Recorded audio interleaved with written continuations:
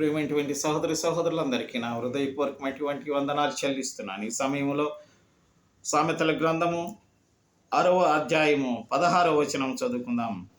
యెహోవాకు అసహ్యములైనవి 6 గలవు, 7 ఆయనకు హేయములు. అవేవనగా అహంకార దృష్టియు, కల్లలాడు నాలుకయు, నిరపరాధులను చంపు చేతులను,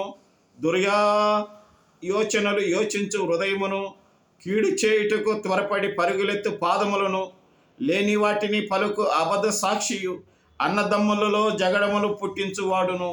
ఇవి దేవునికి విరోధమైనటువంటి కార్యాలని చెప్పి అవి మనకు కూడా నష్టకరమని చెప్పి మనం గుర్తించవలసింది.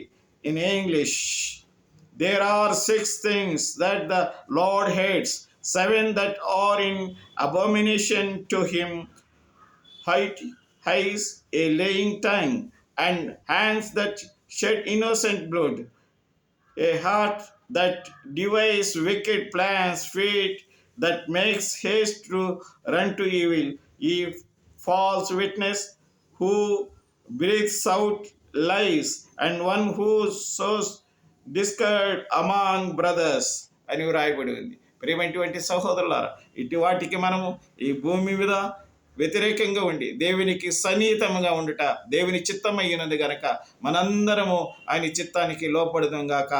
ఆమేన్.